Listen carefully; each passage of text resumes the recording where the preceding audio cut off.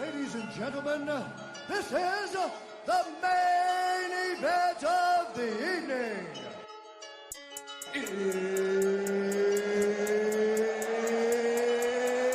It's time!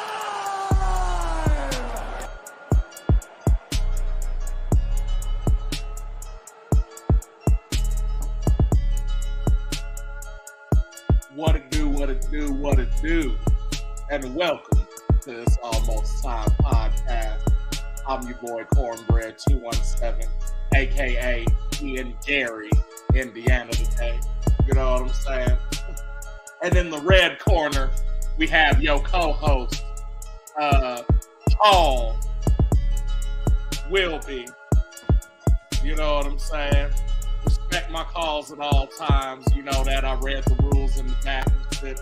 And in the blue corner, excuse me, we got none other than the lacrosse native himself, A1 Music, co-hosting up in this piece. How y'all fellas doing today? Sleepy. I'm feeling good. Word up. This And we motherfucking rain. ain't got to mute mics this week. You Ladies know what and I'm gentlemen, saying? yeah. Because we ain't in the same spot type shit. So Yes, sir. No smoke this week though. say that again. No smoke, no fog. We ain't got the theatrics. No, we ain't got the theatrics, but coming back soon. Yes, You know yes, what I'm most saying? definitely, most definitely. We gonna do that. So yeah, dog. This without further ado, we just gonna get right into it type shit. This last week's fight night saw the likes of hold on one second, let me pull my notes up. Rosenstruck versus Jailton man. Alameda. You know what I'm saying? Did y'all get a chance to tune into that? What's up? I saw the majority of them. I did not get to see the undercard. I fucked up and didn't realize it was an early card until about 1 p.m. and was like, oh shit. And yeah, it's tuned in and or maybe it was a little later than that. I don't even remember. I know I tuned in late though. And caught the main card. I didn't catch the Matt Brown Court McGee fight. So there's some stuff I missed. I'm aware of some of the stuff that happened, but let's get into it. For sure. Well, we will start. You know my personal feelings. I like starting from the bottom and going up just like they do. You know what I'm saying? So we gonna jump to these prelim fights because there was a couple on there I feel like was worth mentioning. We're gonna start out with I see it's Paul's personal favorite, Jessica Rose Clark versus Tianaha. Is that how you say that? Lisboa, because she's from Brazil, so it's a soft R. You know what I'm saying? Right. And we had Lisboa in the third round with 40 seconds to go, hit a rear naked choke. And it was awesome. You know what I'm saying? Did y'all get to witness that? I did. Okay, I believe so that's and then also up to that point, so both of these women are known for their boxing. Lisboa a little more jiu-jitsu. They both have purple belts in jiu-jitsu, is what it says. So, but on the stand-up, Lisboa obviously had the advantage because she was piecing up Rose Clark, fam, your girl. And I didn't know she was from Australia, where my man Volk is from either. So you know what I'm saying? That's a shout out. But this one, she got around her neck, and it was over with. A lot of go ahead. You always get extra points when you fuck with Volk. Right, absolutely. You know what I'm saying? So from what I understood, a lot of the commentary from like DC and with this fight is that, you know, and in general with the women's, a lot of the women's division period is they'll get into these clinch situations or like up against the cage, but no, they just start like squeezing is what they call it. So like they'll just squeeze their legs together and like try to forcefully like move them, and like they're trying to do work. Don't get me wrong, you know what I mean? Right. But they're like, they need to pummel more because pummeling leads to opportunities, and then you can do whatever you're trying to do. You know what I'm saying? He said that's what made Ronda Rousey so good, is because she would clinch up and then pummel you and frustrate you and get you to make a mistake, and then she could do her arm locks and or whatever. You know what I mean? So that's kind of where Rose Clark was bread and butter, was like getting her up against the cage or like down on the ground, but not really doing anything with the position, but holding it, catching her breath. She got rocked a couple times and went for the takedown and kind of held it to like come back, you know what I mean? And so, yeah, third round, I guess she got sick of it and was like, you know what? Take this rear naked choke real quick. And she tapped, and it was a beautiful thing. Kind of a unanimous fight. They both they cut each other with elbows too. That was crazy. Anything else on that fight? Is this the one that Paul had a request? Just needed to put Yes. something onto the universe there. Yeah. By all means, the floor is yours. If you look like Jessica Rose Clark, hit me up. That's all I'm saying. Or better yet, Jessica Rose Clark, my guy Paul. Like, Hit him up. hit him up. You need a visa or just want some good old Yeah, we can figure it out. Western cuisine? I'll take a flight. What's up? I'm sure he would make his way to come see you too. I'm saving myself for when Megan O'Leary gets divorced. There you go. Ooh. So, but I mean, up until then, I could play. So I also believe that's Raj, Mackenzie Dern. Well, and I mean, if Paul, if you already going to Australian, if you already going to Australia, Paul, I'll come along because I'm pretty sure Megan Anderson hang out down there too. Oh, okay. On everything. Let's get it popping. Hi, Megan. Right. The last mixed martial artist girlfriend I had was abusive, but it didn't like shade me against y'all because I don't believe that y'all like that. He's got a thing. He's got a thing to get hit now. But my true MMA love is Kayla Harrison.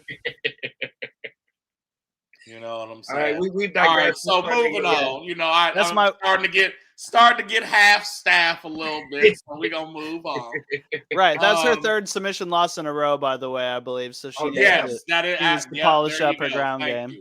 For Rose Clark, and so she really needs to like get with some grapplers, some wrestlers, some jiu-jitsu practitioners that like can teach her what to do, because she was kind of all over the place. You know what I'm saying? And my apologies. I guess I spoke a little early because I guess that's the only prelim I missed was that fight, because I saw the battle in the Gabe Green fight. Okay, so let's talk about it then. Man. I cashed Ryan on that Battle, one. the Charlotte, North Carolina native against Gabe Green. Quick work. That's what happens nowadays when you try that Wanderlei Silva quick rush and thinking that you're gonna go all offense with no defense. You can't do that nowadays. The fight that comes to mind is Fabricio Werdum versus Stipe Miocic, where he's running after him with his arms out, and Stipe just goes boom, and he falls down. Yeah. And the Vitor Belfort and Wanderlei Silva fight. I think it was Vitor's first fight in the UFC, and they both like, I don't remember how it played out, but I think Anderson came out super offensive, but then Vitor, it was one of the quickest finishes at that time because he just legit rushed him and was like literally peppering him on his way back, had him hurt, didn't get him time to recover. But it was a different game back then. Like, right. And watching it in real time, it's like it looked like he was landing some shots, but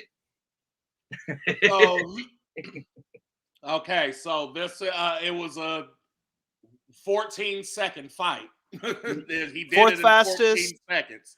It was like fourth or sixth fastest. Yep. Sixth fastest. Okay, yeah, finishing UFC history. UFC history. So nice little notch in the belt. So again, they come out They literally like high five for maybe 2 seconds. They just, circle or whatever you want to call it. You know what I'm saying? Now you trying to read somebody. Right. Gabe Green just jab straight, jab, and like is pushing up Brian back, right? So he gets him on the cage. Green hits him with a right hook clean. And you're like, ooh, you know what I'm saying? He goes to hit the left and like hits him in the shoulder or something. Goes for the right again, right? Misses, goes for the left. As he's going for the left, Battle's already coming with his right counter. Booms. Or actually this way, you know what I'm saying? And like it ain't nothing he can do. He just sits down, fam. And he goes for the hammer fist, and the ref says, no, you're not going to do this no more. You know what I'm saying? Rightfully so. And that was it for Buddy, fam. Like, he just needed one. You know what I'm saying? It looked like what Izzy did to Pajeda. Like, you know what I'm saying? Only he caught one coming in, and I was like, ooh. And I spoke to you soon. I was like, how the hell did I see that fight, but none of the prelims? It was one of the fights that it was spectacular enough. The UFC is like, no, we just throwing this out there. Y'all can watch this on our Facebook page. Yeah. Because I seen that, and that's actually was like, wait, when was this? And it said fight night. And I was like, it started? And yeah, yep. I like these early cards, by the way. I do too, but Wow. I'm also an old man now. I'm late 30s, so like, yeah, you could throw some shit on at 2 p.m. for me on a Saturday.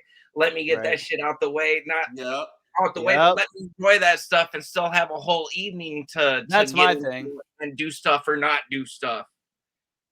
Yeah, I do like that. Most of the shit that I like to do on Saturday is later when the UFC cards tend to be later, but when the UFC cards earlier, I can do 2 things on my Saturday, which is dope. Yeah, and see, we've had to sacrifice a couple nights. Like we was down in St. Louis for that one fight night where we was lucky enough though that we was posted and had a chance to kind of watch them as we was bowling and shit. But yeah, no, these early cards, I'm really digging them. I think my pops is really digging them too. That's what's up. Yeah, I gotta come down and watch one. Oh yeah. Try to plan for the Nunez or something. Okay, yeah, I'm sure we can make that happen. I know it's a weird combination because my pops, he doesn't have ESPN Plus. Like his TV and his TV provider, they don't offer it. Like he's got the direct TV to where they don't have the deal with ESPN Plus. His smart TV doesn't have the option of the app either. So does it have ESPN at all? Like I know they broadcast it on one of their ESPN networks because I was watching it at my grandma's house. She just has cable. I don't know. I'll have to ask him because I'm sure he probably just assumed that they wouldn't be on if it wasn't ESPN Plus. But and even this last fight night wasn't that was on ABC. Yeah, it was. I should have told him that because he could have. On cable, it was on KHQA. Yep. Yeah, I pulled it up at my grandma's house. I was like, and they were like, the Cardinals game's on at 3:10. I'm like, well, you can put it on at 3:10. We'll watch a couple fights until then. But yeah, it was on Channel 7, dude. I was like, hell yeah, let's go. Watch your tone, Grandma. No. Happy Mother's Day. Yeah, shout out to the mothers. Happy Mother's Day to all the mamas and all the fighters. We are recording on this day. So even if y'all see it a week or two later, whenever y'all see this, it could be couple years in the future, you can be like, oh, A1 never wish anyone happy Mother's Day that day, and you can be we aired it. Nope. Yeah, airing it. It's all good. On record. Word up. But, so then the next fight saw the likes of Mandy Boone from Germany. That's horizontal lines, verticals Belgium, right? Yep. And then she looked German too. Yeah. And against Ji Young Kim from South Korea, or as the Koreans call it, Korea. South Side? You know what I'm saying? This fight was interesting, right? Because So before I watched the fights, I looked up kind of to see the results to see if it was even worth watching, right? And they had this fight ending in round 3 at 155 by decision. How, right? Yeah, exactly. That don't I was even watching. sound It right. was fucked. No, but yeah, and so I'm like, Yeah. it didn't sound right. So literally, this was probably the first fight I watched because I'm like, how do you win by decision, but it's not a knockout or a submission or like, yeah, that's what I was wondering. Right. You're muted. So they didn't finish the third round? No, and so that's what And we're it was a about to go decision? into. Yeah, and the decision goes to Mandy Boone, right? It was She fucked. won by a split decision. But so check it out, right? So they get to going in the first round. The first round was a little close until like the end. Then Kim, right? Yeah, then Kim kind of like edged out because she had like some top control and was doing some shit. You know what I'm saying? It's how I felt. But the first round, they had like one judge had it for Kim, one had it for the other girl. The second round came out, and Kim like dominated. You know what I'm saying? But at the end of the round, Boom was on top of her. The bell rings, and the ref comes in to separate them, and Kim kicks old girl off of her. Right? Launches her. Like kicks her in the stomach and she like Maliciously. stumbles and falls back. I thought You it was know what I'm saying? unsportsmanlike as fuck. Like, yeah, basically like on some unsportsmanlike shit, right? And so as the third round's starting, before they even go to fight, he goes, "Hey, taking a point from this bitch for unsportsmanlike conduct at the beginning of the third round." And so they're all like, "Well, that's kind of crazy. Like, I don't know, man. You know what I'm saying?" So then I like the call. I mean, no, personally, the call was fine, but they Right. were saying he should have addressed it then. In the second Like, round, yeah. in the Right. second round. Like, Yeah. hey, no. Point. You know what I'm saying? Now go to Right. your corner. You know what I'm saying? Okay. So, but even so with that, basically that would have brought that round because she was winning. That would have made that round possibly a tie. Right. You know what I'm saying? Which right now the fight's a majority draw. You know what I'm saying? In either favor. Because again, we don't know about one. So we get into the third round. They're up against the fence. Boom is down. She's got a hand down and like 2 feet, right? Downed opponent. Oh, girl, they say they don't think it was intentional, but she goes and throws a knee to the side of her head, right? Illegal fucking move. Kim throws a knee to the side of Boom's head, right? Instantly goes down. Ref stops the fight. Boom pulls an Aljo. Yeah, Boom's like, I can't see out of this eye, like it's doing this shit. I don't want to fight, basically, right? And the ref's like, all right, fight's done. I'm taking a point away from this bitch. And they're like, dude, who is this fucking ref? Like, if you're gonna, they was like, okay, I understand taking a point, but before that, you called the fight, so it's basically irrelevant. Like, you know what I'm saying? So that's where the decision came from, because it was an unintentional one. Then she gets the victory, the who it was on, just like how Aljo won the belt, because it was an unintentional knee from Jan. If it was intentional, it would have been a no contest. Well, no, if it was intentional, like if it was on purpose, it would have been a DQ. Right, but she would have, and Jan would have kept the belt though.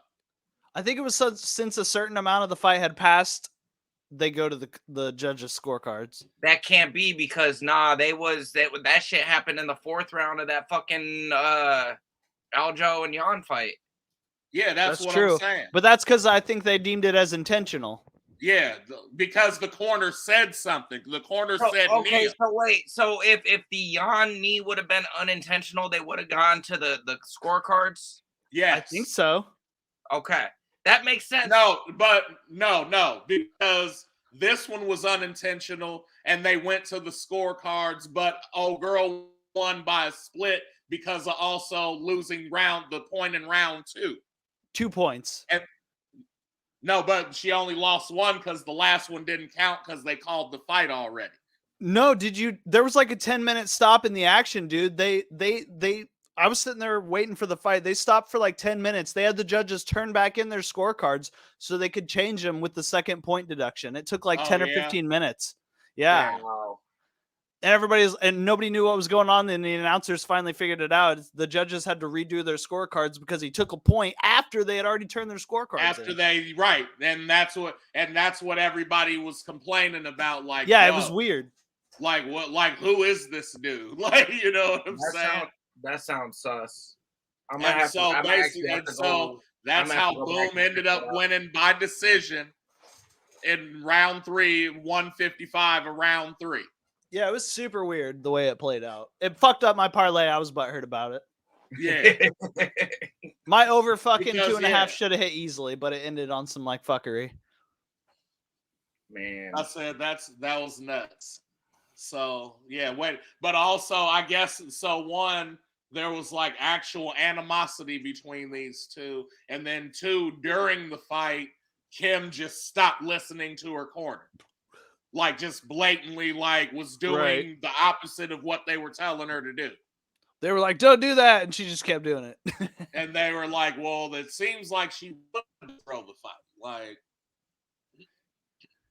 man, they're going crazy with these fight nights too. Like we're legit getting like 4 fight nights in between these pay-per-views. It's crazy. I'm not complaining. Like I've seen a lot of people complaining, dude, about the quality of the cards going down with lack of names. But I'm like, dude, that's just because you're getting more cards. You're still getting the same amount of good cards. You're just getting some cards with lesser names in between. And I like this. People are the same. I like this because it's not that. Go ahead. Sorry. Yeah, no, I like this because you're getting a chance really to see what the UFC can't put on these stacked cards, because like people don't, or what people fail to realize is how deep, like how many people and fighters are subcontracted through the UFC active at any given time. It's like, I want to say it's like 200 plus fighters or something like that. I think it's like 400. It might, and it probably has gone up. Like that. It was like 500, and then they started cutting a bunch of people. Like when they were cutting Yoel Romero, I know they thinned out their roster a bit, and now that I know they've been filling it back up, so it's in like the 400 something. So like, you know, yeah, you're gonna know. Like most casual fans are probably gonna know maybe 5-10 names of like some active fighters. You're gonna know like the people, like obviously anybody's gonna know who Conor McGregor is, and like, you know, names like that. But with these kind of cards and these fight nights and stuff, it'll give these casual fans, if you want to learn about what's in store and who these up and comers are, go watch some Fight Night Lives, because you're seeing some future greats, some future top 10 guys, possibly even some future champions. You just don't know it yet. And that's what's fun, watching these guys find their way, kind of finding their range, finding their style, and then just like when you see it click, it's fucking awesome. Like there's some fighters that have them breakthrough fights, so we're like, oh, I wasn't sold on this guy until they go up against a certain fighter, and they have to dig deep and they show you something you ain't never seen before out of them. And this is why I love the fight game. Like this, and that's it. And it's like, so like you said, to add to what you said, most people, like if you just casually watch it, you probably know who definitely the top 5, maybe the top 8. You know what I'm saying? And then like everybody else, you're like, oh, I don't care about that because they're not doing anything. Granted, I get that. But and especially I'd say in the last 2 years, like And really, you might can say since Dana White's Contender Series has been out, it's been the no names that have been doing shit. You know what I'm I feel saying? like they've also been pushing them more. Not to say though that the caliber of competition that they're bringing in through the Contender Series isn't leagues above the type of competition that they were bringing in. You know, with the Tough Series. You know, it's a different setup. A lot of these guys are already established up and comers. Like these are the kings of their local circuits that they're bringing in to fucking fight each other. See what's up, right? Yeah, like then fucking awesome. Like that was one of Dana White's better ideas was Contender Series. That fun fact, because before I forget, so we're talking about casuals. Okay, so we're all familiar with Sean O'Malley, and most casual fans, I'm sure, are even very familiar with Sean O'Malley. Who was the fucking rapper that he was backing and buddies with and shit? And he lost me for a good year after I found out he fucked with Tekashi. He's got the 6ix9ine tattoo on his shit and everything. Well, I guess Tekashi was at this last fight night, and I seen a clip of him walking in and they're asking him questions and shit. 6ix9ine is a super casual fan because like couldn't name, like he's like wasn't there to see any particular fighter, was just there to be there. Just and they're like, oh well, who's your favorite fighter? He goes, Khabib. Like, fought in 3 fucking years, and like your homie O'Malley got your motherfucking logo tatted on you. You can't shout his name out, like right? Yeah. All you want to know a fun fact? Chael Sonnen has more ranked wins than Conor McGregor in the last 5 years, and Chael's been retired for 2 years. Damn. Hey. Well, they just cut somebody else too that makes Colby Covington's fucking statistics and fight record. Like it's even crazier. He's got 1 win now over a ranked opponent in the last 7 years or something like that. And it's RDA is the only active fighter he's beat on their roster. Hell no. But yeah, he's getting a shot at that strap.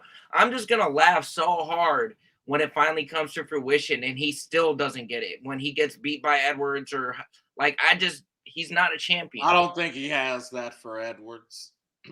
I don't either. He's got some cardio. I think Edwards is gonna piece him up though. I hope so, man. He's got that pressure, that pressure that his cardio allows him to put on the whole fight, the whole 5 rounds. Yeah. Good thing he has pillow hands, or he'd be a problem. Pillow hands. Word up. Well, back to it. That was the decision at 155. So I thought that was interesting. I wanted to touch on that a little bit. Did you see Colby calling out Islam? No. Colby's calling out Islam. They Islam just to come up and fight Colby. I might have been Usman too. I might become an Islam fan. Who do you guys think takes that fight? Colby I think Islam takes that fight. Islam, like Islam, nigga. Right? Like Colby ain't got an answer for that wrestling and that takedown. Hell no. Colby ain't no Volk.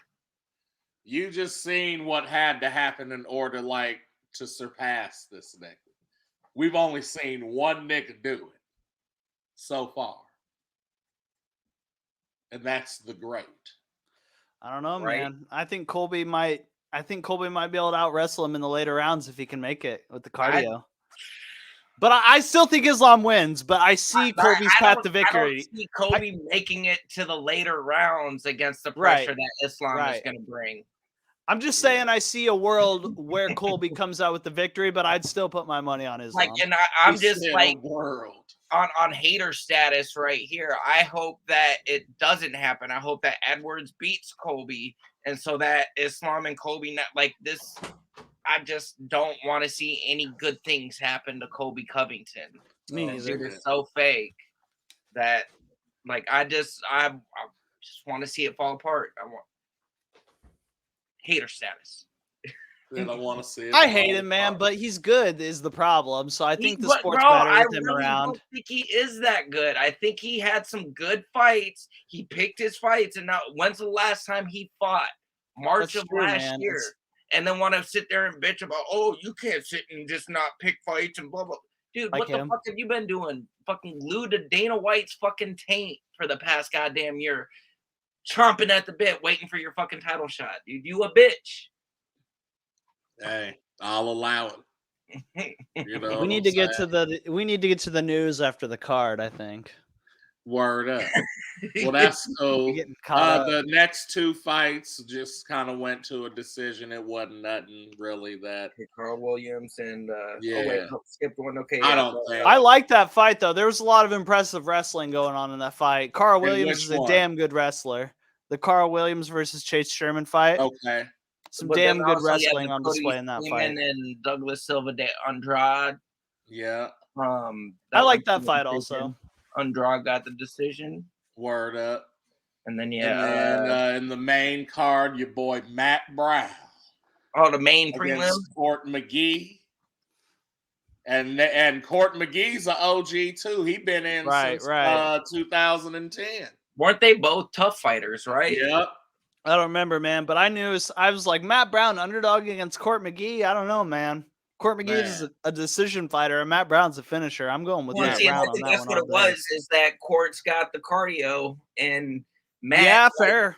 And really, and what Matt it is the immortal, nigga. Like, well, exactly, and like I love Matt. I've always fucked with Matt Brown. Like just his style of fighting. He comes to bang. Like he comes to swing, and he tries to make it entertaining.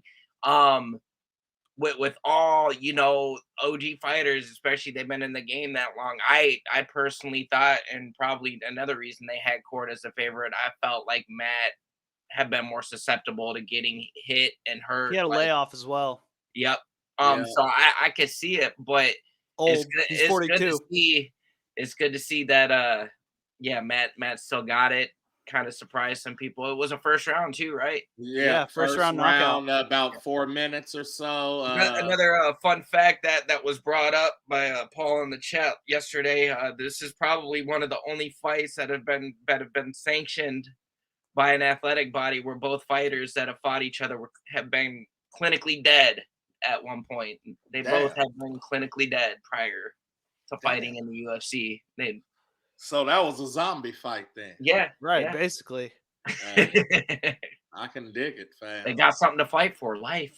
No, it was a beautiful thing. They kind of like, was feeling each other out, and then, post interview, Matt was like, yo, he kept throwing this jab and I got the timing of it. So I was like, all right.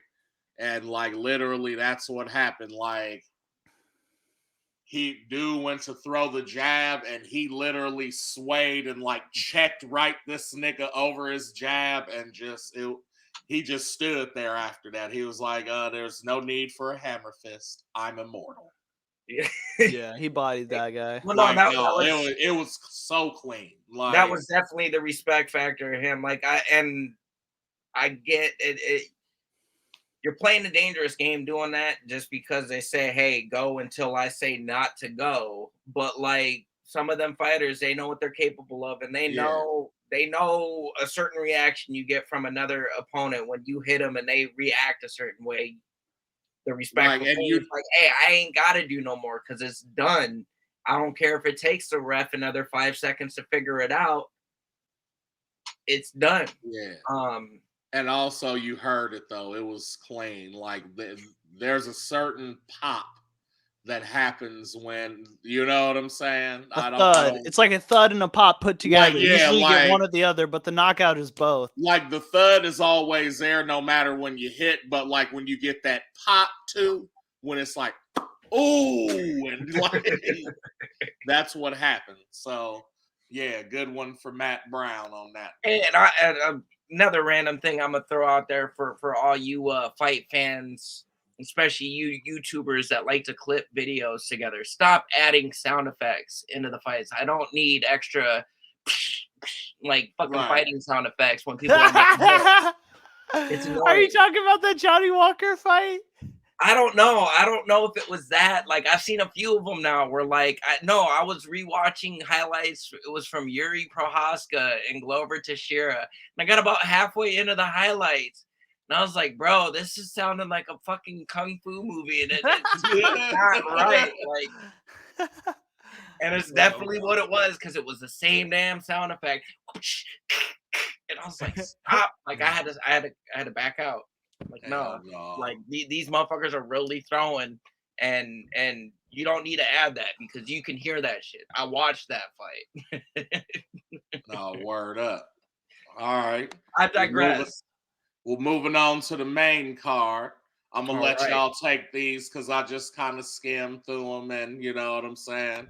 I was like, I gotta let these niggas talk too. So I missed Tim Means versus Alex Moreno. That was when I was just arriving to my grandma's. I hadn't pulled it up on the TV yet, so I missed that fight completely. Okay, so I seen that one. Alex was very bouncy, you know what I'm saying? Tim Means was kind of like stocky, like, you know what I'm saying? They both was getting off some good shots. Like Tim was the longer, taller fighter, so basically he would wait till homie would come in and then pop him a couple times. You know what I'm saying? But in the second round, they ended up going to the ground, and Morono, there it is. I think so. Ended up sinking a guillotine some fierce. Yep. Into this man.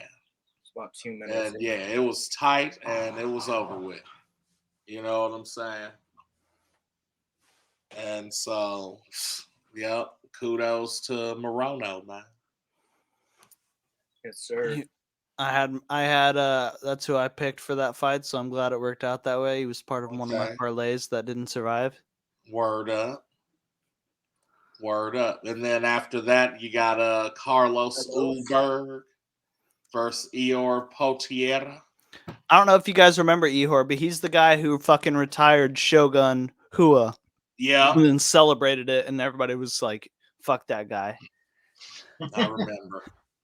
And his record is totally padded as fuck. He has like a boxing record, you know what I mean? He's like, yeah.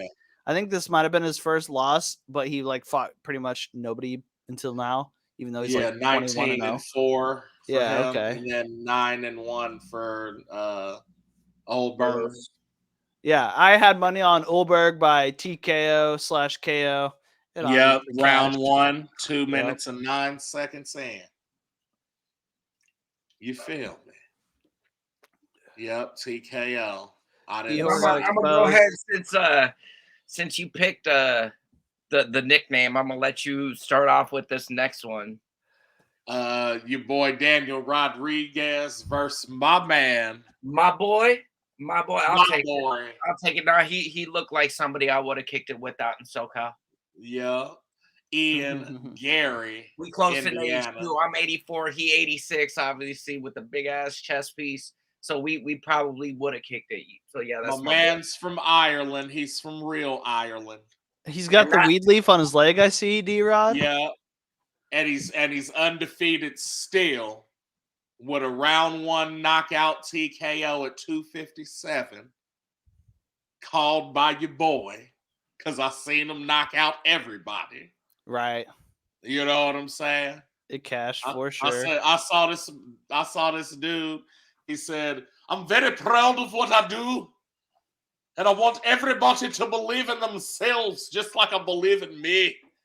I said, this nigga, I will follow this nigga to the battle. No, the confidence is on another level. Yeah, that shit really is powerful, man. That shit really is powerful. He called how he was gonna do it too. Especially on this stage, you fighting, and Daniel Rodriguez was ranked 15 too. So I'm pretty sure they swapping.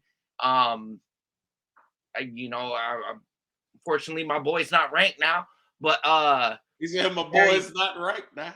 But Gary did earn that shit, and it would not Gary, Indiana, as the name would imply. Obviously, this dude's Irish like a motherfucker. Yeah. But nah, he's the real deal. Like some of them, one of two. Yep. You can guess who the other one is. No, it was a good fight as advertised, as predicted. So kudos to Ian Gary. Like it's gonna be fun watching. He said that his post fight too, he wants somebody top 10 so he can take their spot and then start picking shots from there. He's already kind of got Yeah. a title mindset, which again, you come in like he did, and you deserve to have that mindset. But Yeah. he's probably got a bright future. It's just gonna be fun to see. And I would also like to say, there's always stigma behind someone who's undefeated, because then it's like, oh, the fights that you've picked or the fighters that have been picked for you. And I feel like he's had a little mix of everything: wrestlers, strikers, jujitsu, you know what I'm saying? And he can hold his own. Now, breaking into the numbers, that's different. You know what I mean? So Levels. that remains to be seen. But leading up to that, great job. I can't, you know Oh, what I'm and saying? we could have also started out with we, like I said, about every fight card now. We're going strong. We do our It's Almost Time 3-way parlay, where we all pick a fight, pick a method, whatever we want to add to that parlay to stack that bet to cash I out liked a little it. bit better. When we were picking for this fight, I want to say, Dre, you had yours locked. Like Yeah. he without hesitation was like, oh no, Ian Gary, KO, TKO. Yeah. Like, so he started off that parlay proper. Then we went in to the co-main event of the Yeah. evening, the next fight, which was Anthony Smith versus Mr. Johnny Walker. Even casual fans will know who Johnny Walker is. This dude is got a personality, kind of like, I love the fact he's Brazilian. He came over here and he Yeah. probably was like, hey, give me the most fucking American name that you can give me. And it was Johnny And Walker. named it after some scotch. Did you know Anthony Smith is mixed? Oh, I believe it. He looked light skinned. Yeah. Barely though. Did you know Uncanny is Caucasian? No, like whiter than I am. Yeah. Yeah. Like 56% European, bro. Really? I did White not know that. European, yes. Like the real European, like the British European. Okay. I ain't Yeah, even bro. That's No, crazy. that tripped me out. That, like I said, that alone makes me want to get a 23andMe, You fam. got to, man. I want to know what the fuck you are now. Like, He said, I want to know what the fuck. I'm finna make a whole live. Like, let's I'm do finna it, bro. promote it Like leading up. a little YouTube TikTok series. Like, Yeah. we'll start just breaking it down one at a time. Yep. Man, I heard him say that in an interview. I was like, damn, I did not know that. Because he says that people say the N-word around him a lot, like low key, because they don't realize it. I'm like, damn, that's fucked up, dude. I know I do. I just and because we used to call that nigga the Quarter Italian. You know what I'm saying? And now we And can't even. It ain't no Italy in that nigga. None. No. I said, nigga, it was North Europe. They flew over all that shit to Africa. That nigga's Nigerian and Saharan.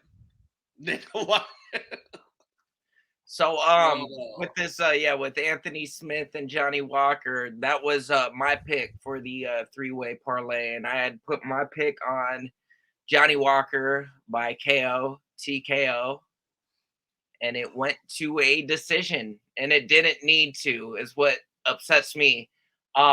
He had Anthony hurt pretty bad in the first round, like rocked. Oh, mixed ass Anthony. Yep, all light skinned. Oh, Smith. light skinned Anthony.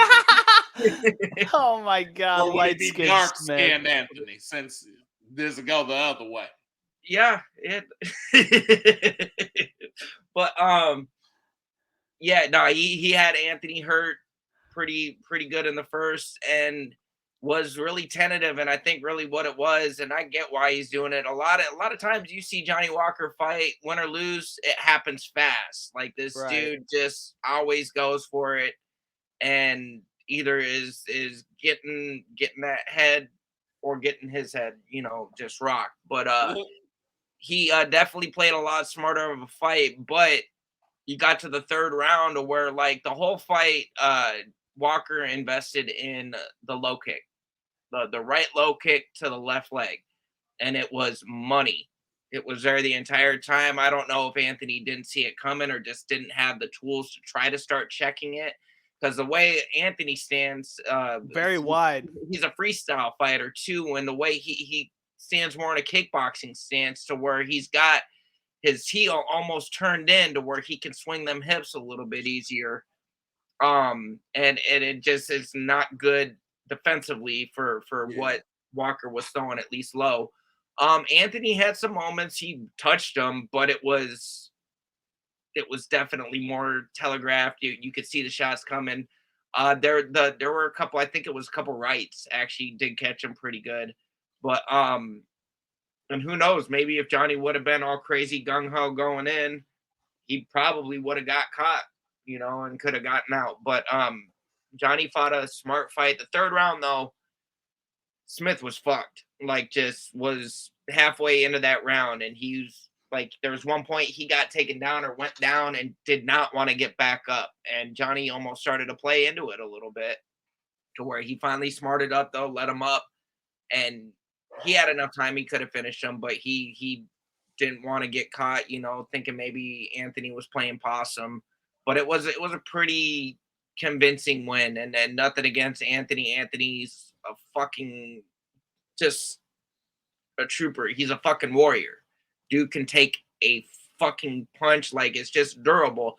I remember when he was fighting Teixeira and was just getting fucking like teeth knocked out. And it was like literally to the ref. Yeah, but like literally in the middle of it, like I think Teixeira apologized to Anthony for fucking him up so bad, and Anthony in the middle of like taking the worst ass beating of his life, it's like, oh, it's all right, dude, I get it, I understand. Like, it was one of the most weirdest conversations I've ever heard happening in a fight. Like, Name of the game. Like, but like the respect that these motherfuckers have for each other is real. Like, cause like, man, it is like any normal person, even myself, and I've studied these fights for most of my life, like my adult life anyways. The trying to put yourself in the mental mindset of knowing you're going to war with somebody, and like people get stressed out enough getting in a spur of the moment fight. Can you imagine knowing for 12 weeks sometimes that you're gonna travel to this spot and under these lights around tens of thousands of people in person, if not millions of people watching around the motherfucking world, as you go in and do one of the oldest forms of competition that we have as a species, and that's fucking combat. Yeah. That is a weird mindset to put yourself into, and it's not for everybody. As much as I love the shit, I don't think I could fucking go in and do it myself. Maybe rewind it, another 15 years with the proper training and the right mindset, I might be able to, but just. But I'm saying, and as someone who has had the proper training and mindset, it's still like, I've had some training and technique. Like, just I know what the fuck I'm looking at. But I'm just saying, like, the base of it all is like, yeah, you're testing yourself, you know what I'm saying, against other competition type shit, right? So then it becomes about, all right, what are you fighting for? Like, so when I first started, it was like I got in it because people felt that I needed the discipline of it and like the structure of like going to class every day and listening to an instructor and learning some shit that I don't know about. You know what I'm saying? And so like, but then like once I started going, for me it was like, oh, I do want to learn like okay, taekwondo's cool, but what about boxing? What about Muay Thai? What about, you know what I'm saying? And like that's where my mixed martial arts came from, and like wanting to know literally, like, you know what I'm saying, just like all the techniques type shit.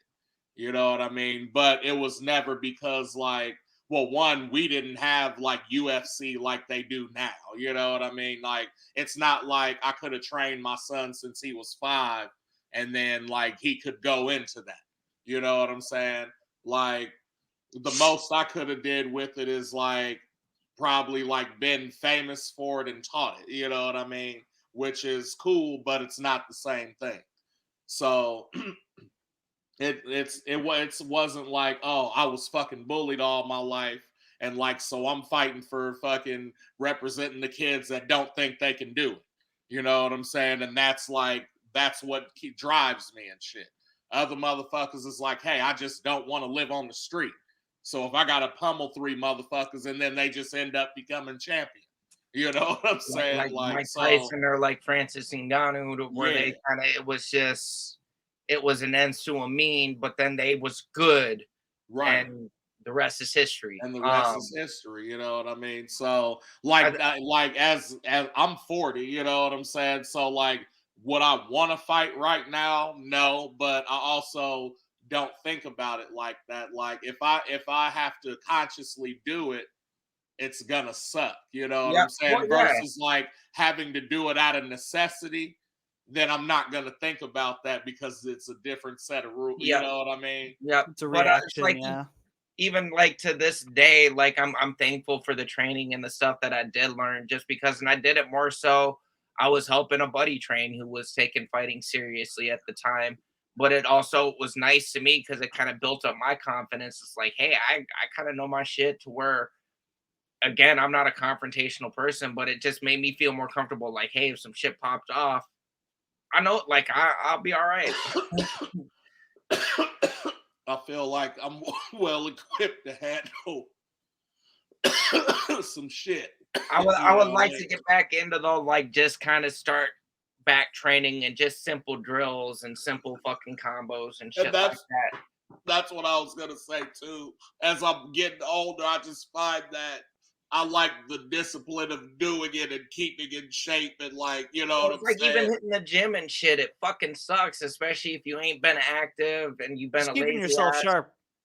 It Yeah, sucks, that especially our like first month being in there. It's like, man, I don't want to do this, but there's a satisfaction about it at the end of it when you're hurting and you're recovering and you've got Right. that That's lactic what it's all acid built about. up, like it It's just doing it when you don't want to do it that matters. It's easy to yes, do it when you want to do it, but doing it when you don't want to do it is yeah, where the discipline comes in. yes, exactly. yes. But Exactly. so yeah, no, again, just to reiterate, Johnny Walker by decision threw a wrench in our three-way parlay, because if you hop Yeah. ahead to the main event and Paul's pick for the evening, he picked Almeida by submission, and that was a pretty safe bet. But Yeah. and it went pretty easy. Actually, Rosenstruck defended on the ground a little longer than I thought he would. He lasted about 60 seconds longer grappling with Almeida than I expected, and they were calling it. The commentators were even saying like they must have really poured into, at the least, stalling defense, because he didn't try a whole lot offensively, but you could tell that he had prepped for being in that spot, and that's the only reason he lasted as long as he did. But Almeida won for naked choke. It I was just had an idea. what's that? So we do the parlay, right? Mm-hmm. So I say let's make it even more interesting. All right. I'm So listening. Look, all we right. said, all right, and it ain't, I don't think it's anything crazy. So like, so each week we pick, you know what I'm saying, who's like whatever in the bet, right? Like obviously like who wins. We try to, and then we try to go like by how or like what round or whatever. So let's say that, so this week, you know, I had Gary by knockout, right?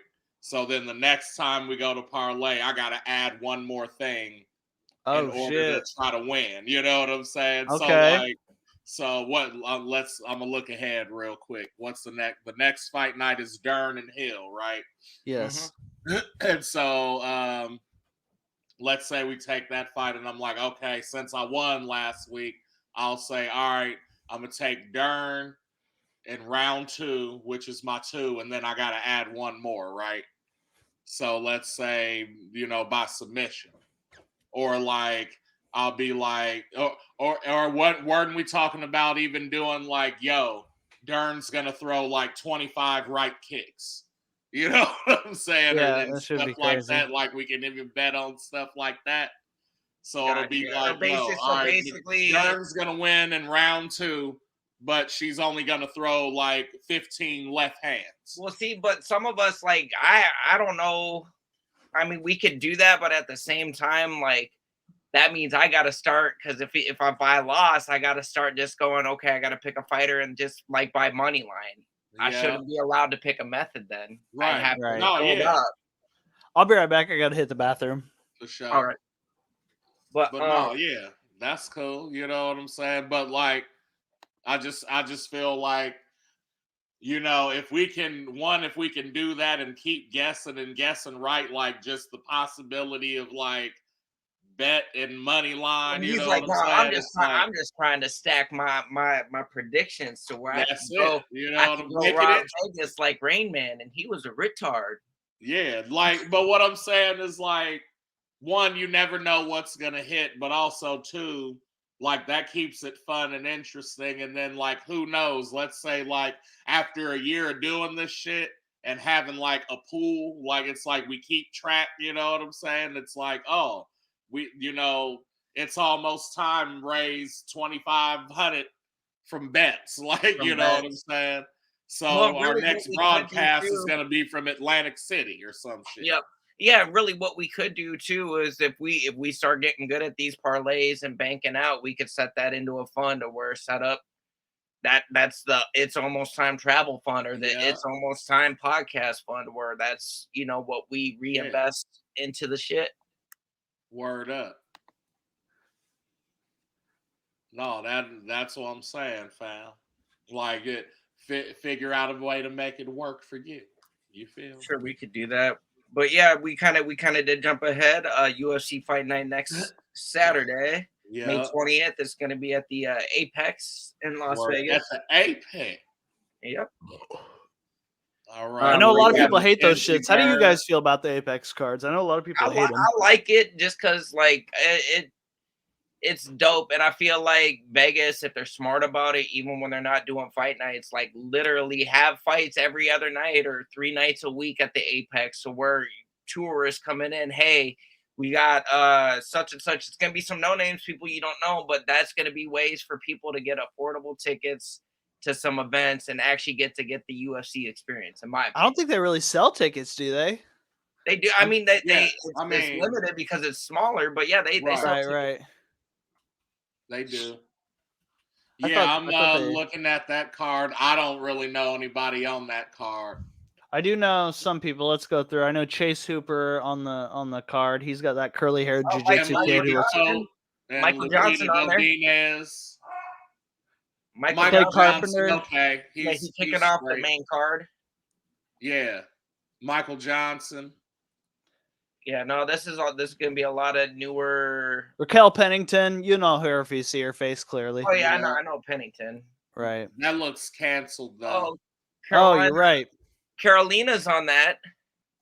Yeah, She's on the prelim.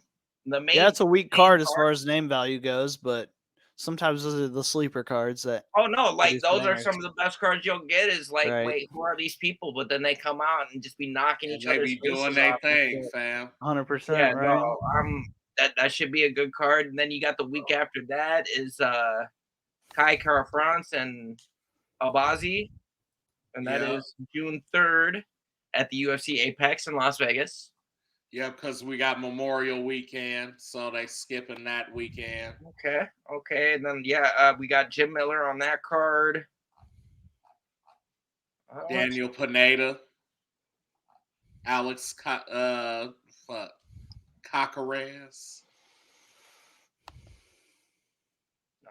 That's looking like Andre Arlovsky's on the prelims, it looks like. Oh yeah, he is. Okay. That'll bring them old heads in. My dad will be like, I know him. Abu Bakar Nurmagomedov. Wow, look who he's fighting. 9-5. Andre's got more, like, fucking twice as many wins as this guy has fights. And then that's Dontel Mays. I know him. And then the 10th, you know what's going down. Got to bring a projector out to the like Paul was saying, our prior podcast because it was originally scheduled to be Nunez and Pena Trace. And that fell through, and it's actually for the better because I think I'd rather see Nunez and Aldana fight anyways. Like, and nothing against Juliana, but go rack up another dub or two if you want another shot. Because again, the reason Nunez got a chance to run it back is because of how dominant she had been. Like, and just the same people were complaining after Izzy beat Pajeda this last time. They're like, oh, he should get an immediate rematch. Nah, bro, he hasn't put in the work. No, he dominated that division. Yeah, Izzy dominated that division. I mean, let him fight one other fight. If you want to stay in 85, let him fight one other fight and make him fight a wrestler. That's all I ask. As much as I hate wrestlers too, and just that style of just wrestling, like he doesn't have an answer for it. Crazy. But yeah, no, that card should be good because you also got Charles Oliveira and Camille Dariush. Camille Dariush, yeah. That one we already know that's got title implications. That absolutely. If Dariush beats Oliveira, they will be running him and Islam. I will call it now. I wish I could go on to FanDuel or DraftKings and put money on that because like I would win. Bro.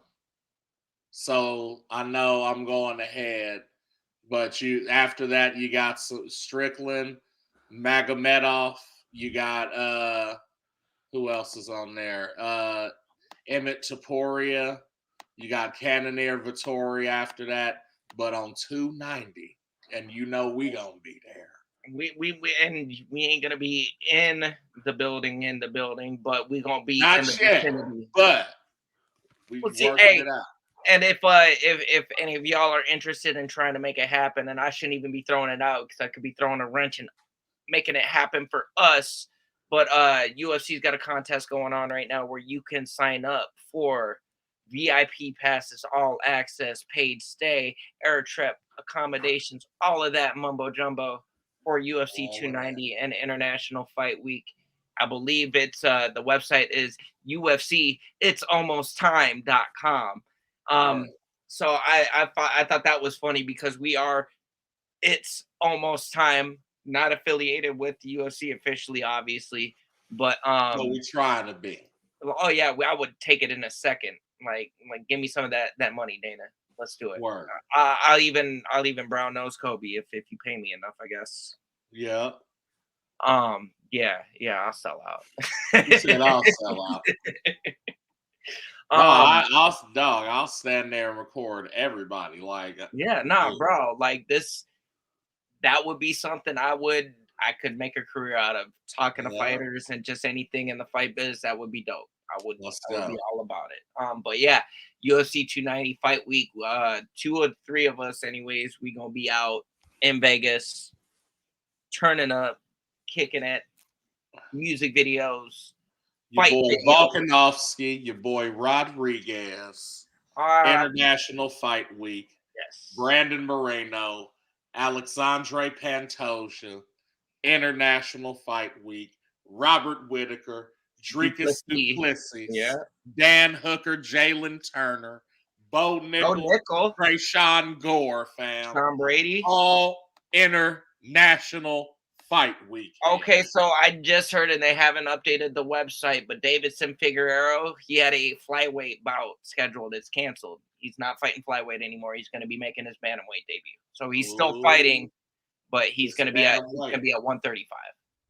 That's a tough division. It is, but I feel like with Davidson, I think he's just not able to cut anymore, and I think that's what happened. Is a few months out, and I think he's already starting to realize it's going to be a difficult camp. So he's like, no, He was, I think, at the end of that last Moreno fight, though, he was talking about wanting to go up, and he's finally saying, fuck it, let's do it. Word. So, but no, that's going to be a stacked card. Robbie Lawler's retirement fight is going to be that night as well. Man, it's going to be tough to watch him hang him up because listen, man, he's been doing it almost. I plan on eating something good, smoking something good, You know I'm from 77th and Oh, Cicero. so you fucking something good? Thank you. We're going in, fam. It's gonna be a good. Yes. I'm excited about it. Word Like up. this should be a interesting time, an interesting trip. I mean, really, and I mean, yeah, we skipped the few cards ahead, but yeah, no, there's some good stuff in between there. We'll be on it. I'm trying to think, man. What do you guys think's gonna play out as far as some of these title shots coming up? Let's look at these title pictures and put ourselves in the mind of fucking Dana White without getting into the domestic violence part of it. Let's Right. let's me let's go to figure the out how site. how would, if you were Dana White and you're looking at any division, and we'll start with lightweight, or yeah, let's start with the lightweight, because we already know featherweight's kind of a locked division. Volkanovski's already got a fight coming up with Yair Rodriguez to settle that at 45. Wait, you saying lightweight? Yeah, if Like we're looking at Islam? lightweight with Islam. So if you're in the driver's seat and you're Dana White, So, all what right. would you do? So we already hold on, because I got to pull up my other notes too, and I got you. All right. So what? So we already got Oliveira and Dariush fighting at 289, right? Dariush and Oliveira's. Dariush is 4, Oliveira's number 1. So I would say the winner of that is going to see Islam. Unless Islam has to fight soon, then he's either getting Poirier or Gaethje.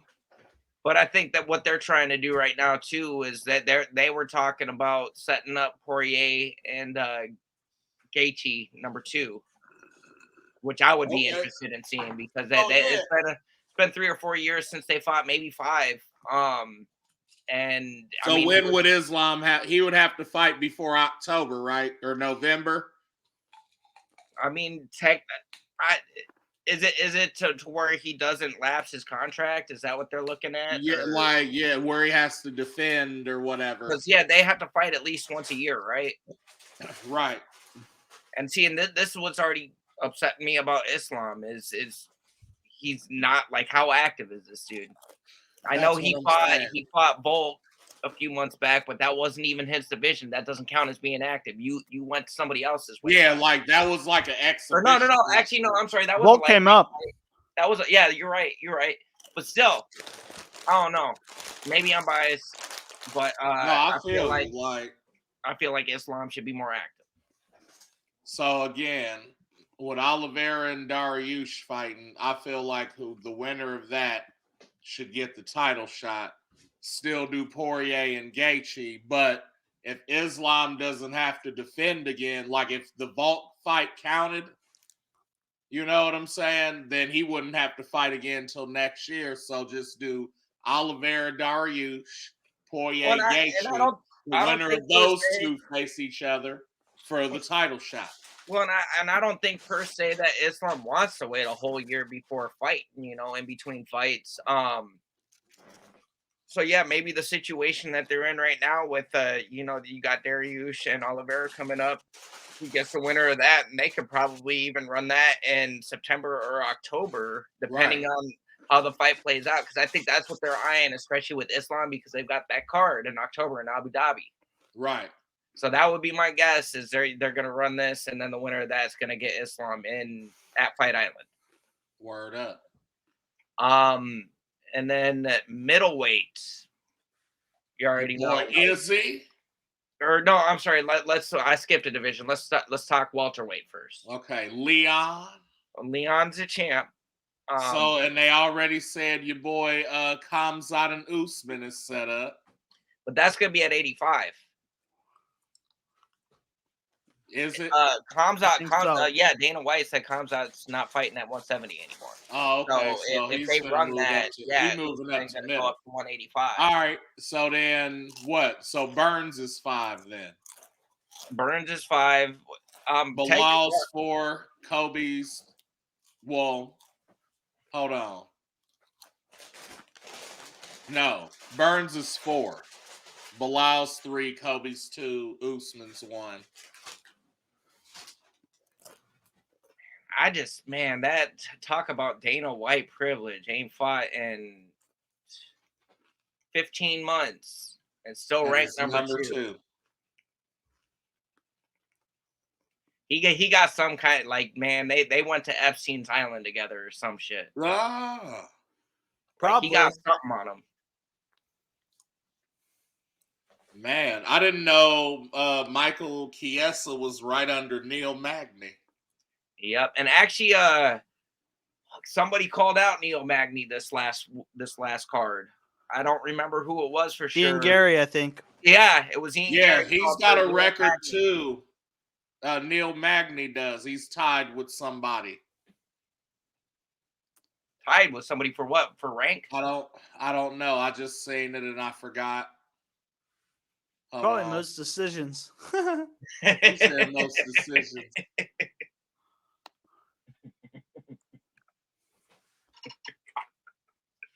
Well, if he's tied for most decisions, he's probably tied with Bilal.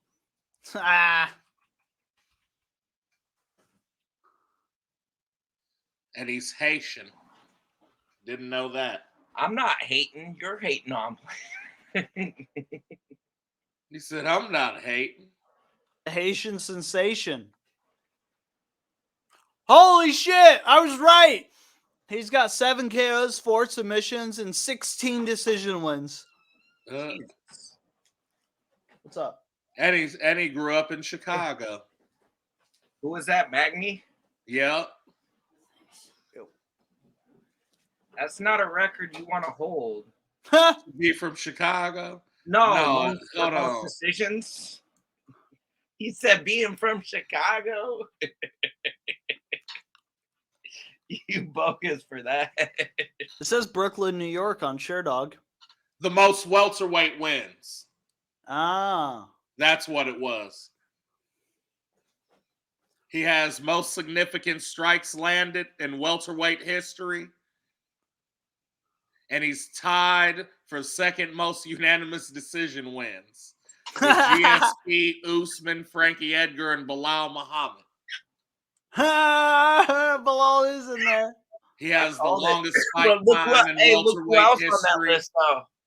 He's got the longest fight time in welterweight history. GSP on that list. And like performance of the night 4 times. Don't get me wrong, GSP. I gotta say this, GSP was good, but like he's not on my GOAT list. He was good, but I don't know. He's not on my GOAT list. Well, no, look, he lost to fucking Matt Serra. Matt fucking Serra. Got it back though. Yeah, but he lost it pretty fucking bad when he lost it too. It wasn't like, oh, it was a he did. Dude got fucking TKO'd and tapped on the side of that, like, watch this motherfucker tap. He needed to, though, so he could become Super Saiyan GSP, fam. And need the shit out of that nigga that next week. But then to come back and make the deal with Dana, hey, we're going to give you the middleweight title shot. The only thing we ask is that if you win it, you fight our boy Whitaker. Like, that was a built-in agreement to even give him that title shot in the first place. Barely gets out of, like, he got into some trouble with Bisping, of all fucking people. And, like, Bisping, don't get me wrong, I did not like the dude. Like, and I actually watched a video on it recently that he's got the opposite personality and effect of what Conor McGregor did. Conor McGregor came in and was super hot and likable and people loved him and shit. And then over time, his gimmick wore off and people really started to see this dude's kind of an asshole. Right. And people hate him now. Right. Whereas Bisping came in and it was due to Bisping's manager at the time said, no, we need, like, people like a good heel. People like a good bad guy. So just go out there and just talk a lot of shit. And that's why people didn't like him at first, because he was just going out there just talking a bunch of shit. Whereas towards the end of his career, he's kind of started to mellow out, and you got to look at the real person. That's when people started to love Bisping. And I agree. Like, I fuck with him as a commentator way more than I ever fucked with him as a fighter. But there towards the end of his career, when he was more humble and more real, I like when he beat Rockhold. I thought that was the greatest thing ever because going into that fight, Luke was so fucking cocky. He had beat him before, and it was just gonna be light work, and then for Bisping to come out there and do that. Right. So, but then yeah, when him and GSP fought, he had Bisping in some trouble too, and I just don't see Bisping, I just don't see Bisping as a GOAT fighter, and for him to have him hurt, GSP got through it, got the submission and shit, but then ducked the fuck out. Never fought Whitaker, ain't fought since. And then recently did an interview too where he said that he heard after Khabib had fought Gaethje that if Khabib beat Gaethje that he was gonna call out GSP. At least that was the word through the grapevine. And then Khabib retired. But it's like, no, GSP, you don't deserve that shit. Yeah, you already left. You had a chance to defend your middleweight title and you wanted to go do Marvel movies. He didn't want to get fucked up because he knew Whitaker was that. I would have liked to see Khabib versus GSP at a catchweight, just for the competition's sake. Khabib would have taken it no problem. Think so? Oh, without a doubt. The wrestling is just on another level. GSP's good, don't get me wrong, but it's one of those changing of the tide type things. Right. Yeah. You're probably right. Yeah. You rewind, you maybe let GSP reverse age 10 years and still keep the abilities that he's learned. You put a prime physical GSP with the knowledge that he got throughout his whole career against a prime GSP. That would be a good fight. But that's one of them hypotheticals. That's like, a prime Tyson and a prime Ali fighting. Yeah. It would be amazing to see in some crazy universe, but it's not possible.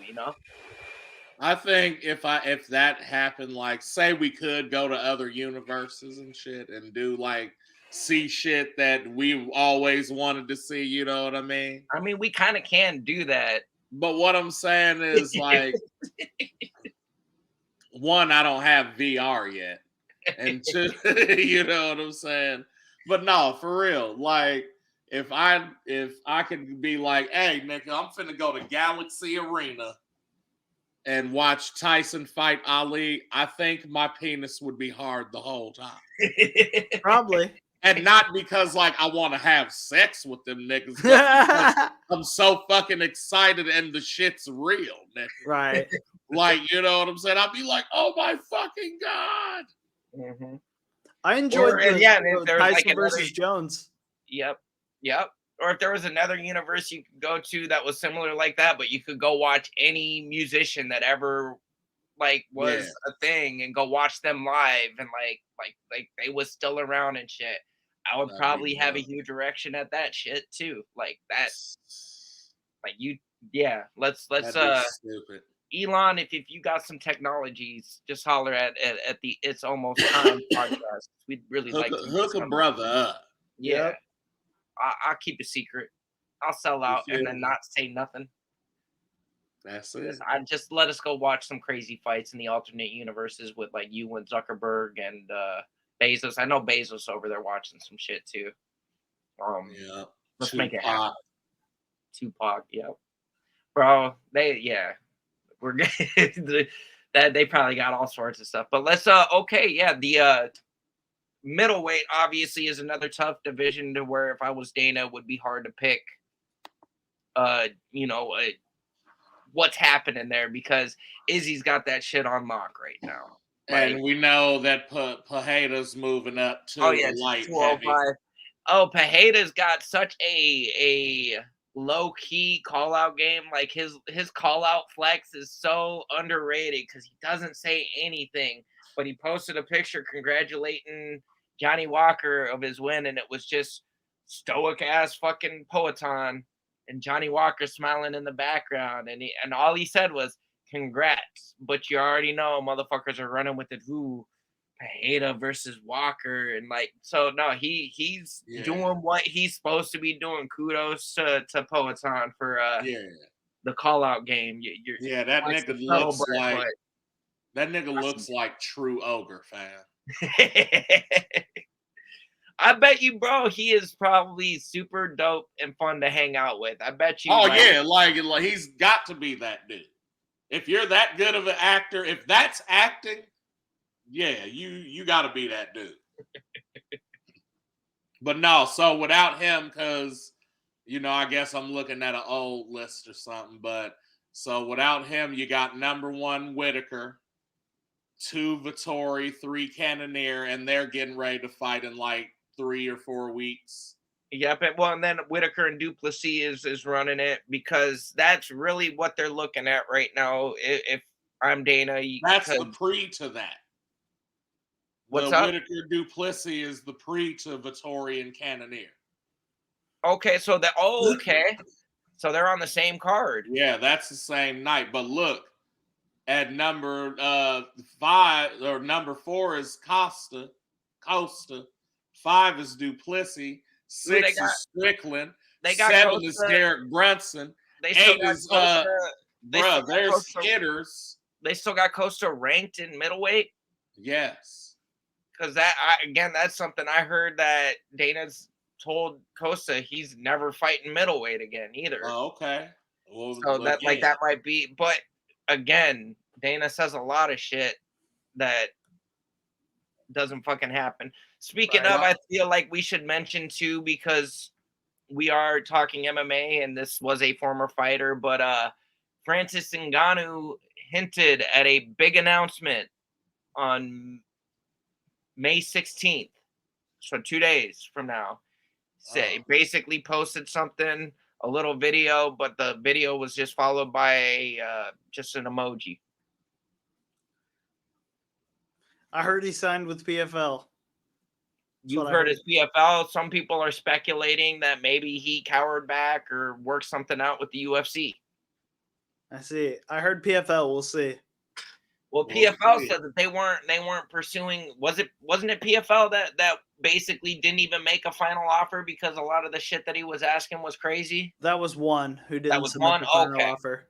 Yeah. One.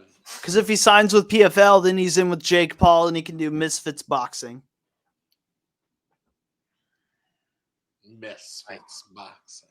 That's what their boxing company is. With PFL though, too, I thought that shit fell through to where they didn't see eye to eye. Maybe it did. I don't know. I'm just guessing. Well, a lot of that up until he makes the announcement, that's all it's going to be is speculation. Right. But really, I feel like if he doesn't sign with one of the bigger named organizations, then he's probably lost. Who knows? Maybe he worked out a boxing fight and they're going to get ready to announce that shit. But I don't know. I guess we don't have to wait too much longer. It's another 2 days. Right. But I don't know. I was just saying there's hitters up and down the middleweight. But Izzy has beat most of them. Oh, no, Izzy has, but I'm saying amongst each other, there's some good matchup potential. Like I said, you get ready to have Whitaker and Duplessis. You get ready to have Vittori Cannonier. I don't see why, if Costa is still there, why he can't see Strickland. If not, have Strickland see Brunson. Strickland's have, you know what I'm saying? Gastelum see Brunson. Gastelum's moving down to 170, he said, and getting jacked. Okay. Yeah, and Strickland's fighting Magomedov. There you go. Good night, Strickland. He's been taking ones for the team lately. Good for him. Fuck him. He's been getting them paydays. He said he bought a truck. He bought a couple nice toys with them losses, and he's like, "Yeah, I think he's okay getting knocked around for paychecks." Just okay. I'm okay with seeing it because, like, I like fighters that like to fight, and Strickland has surprised me on a few occasions, just where like he's pulled some shit out where like I did not expect you to beat him, and here we are. So. There's a reason they keep him around. There's a reason he's ranked in the top 10 too. It surprised me with how bad he did against Alex Pereira, fucking standing there on flat feet, walking towards him with his hands out. That was a big mistake. But then you look at the light heavyweight division too, and it's nothing but fucking killers at the top 10, top 15. Jamal Hill doesn't have anything officially set, but they're eyeing Hill and Prohaska for like September-ish, if all goes well. Maybe September, October. I think they're looking at the Abu Dhabi card again for that because Prohaska's kind of already over that way, anyways. All right. So that should be interesting. I don't know if Teixeira, did he retire? Yeah. That sucks. But I get it. No, there's some good matchups they could throw at light heavyweight too. They probably need to run Ankalaev and fucking Blachowicz back because that was a fucking fight, man. And I would really like to see, now that they fought each other, make that another 5-round co-main event or something like that, and let them square up again and see who takes it, who makes the proper adjustments. Because that was a fucking banger. I was so salty too. I felt for both of them that fight, because to both put it on the line like y'all did, and then to have it end in a draw, man, like that just it feels like it's all for nothing. Yeah. And Dana was mad at him. It's like, nah, it's not their fault. Like, fucking get y'all judges, get your boys. He said, Xander, grab your boy. Have you seen that Real Bros of Simi Valley where he argues with the baby? Never mind, it's so dumb. I'll tell you later. I'll link it. That's funny. But I feel like we hit this card a little faster than normal. Usually we run over the hour-and-a-half mark, but we a little under. I mean, like we hit the cards, and then the rest of them, like I said, I don't really know anybody other than a few people up until like 289. You know what I'm saying? Yeah. But I'm staying tuned. They got to get them fights in, and that's going to be the beautiful part about these next few weeks is you might not know about them, but watch one of these fighters about to do something that everybody's going to know about them. Research from a parlay, you know what I'm saying? So, right. Speaking of, I mean, if we're live, we got a few minutes right now. Why don't we look at the card and pick our parlays here on the stream? I'm down. Who we got? Let's see. On the Dern Hill on the Dern Hill card. Let's see here.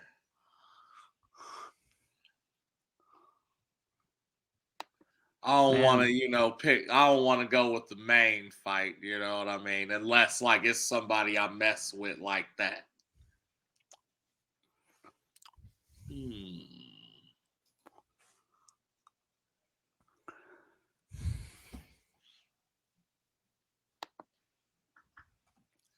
Let's see what show records is.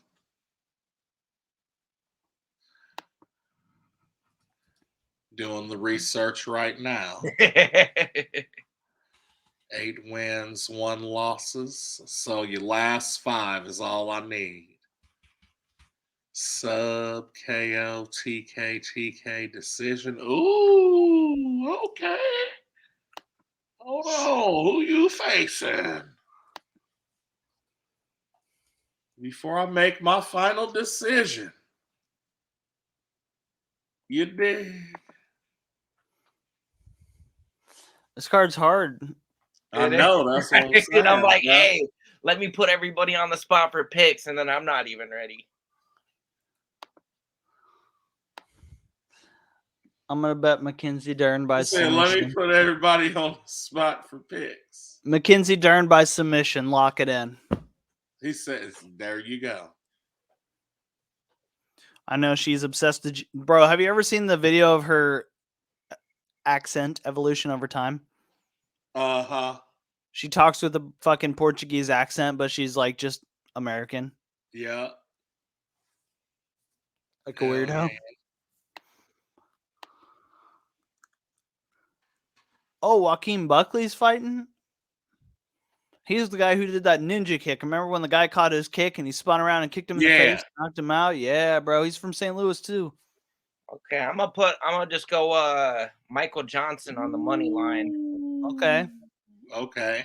I was looking at that and his opponent. You know what? He's been out for a couple years and he lost his last couple fights. And I feel like Johnson is 2 over his last 3. So yeah, money line on Johnson. Oh, okay. So I'm doing the Urbina Costco fight or whatever. Hold on. Who is it? What's his fucking name? Yeah. Orion Costco and Gilbert Urbina. I got Costco by knockout. All right. It's locked in. Costco by knockout. Yeah. Are you picking a round or? Yeah, well, I'm trying to think. I picked Gary by knockout, so I got to pick one more. Let's say, hold on. Let me look back. You can say under or over 2.5 or.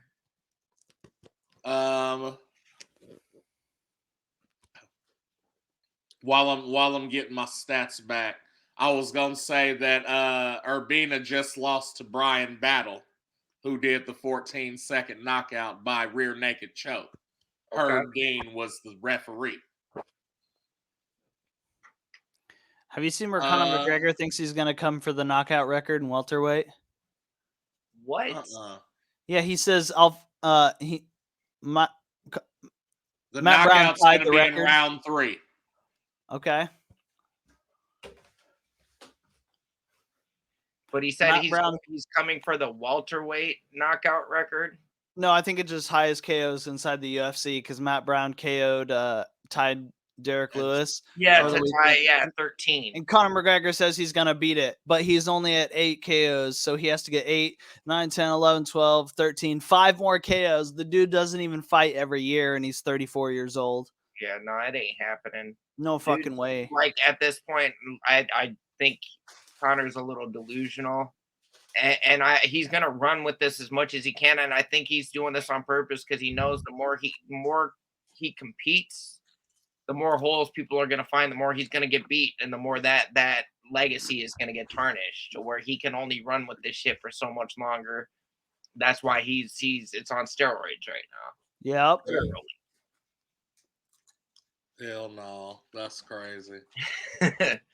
But hey, I could be wrong. I don't think him and Chandler are going to fight. I don't think he wants to see Chandler because he knows it's not a winnable fight for him right now.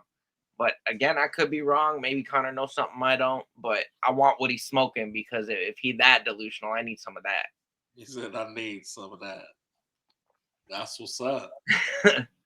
On that note, though, yeah, we can call it a night for this podcast. I don't think we ran this live, but I'm sure we'll have it out available. We still need to get that figured out. I just need to bite the bullet and fucking get these pages made and get this stuff official where we could add better banners. I'm down to help too if you want to split up the workload. Just let me know what you want to do. Yeah, let me. Yeah, I'm gonna take tomorrow to write it out and just figure out what all needs to be done, and we'll hop in the chat and get that all figured out. But as always, I am A1. You got Mr. Cornbread 217, and you also got Mr. Paul Wilby.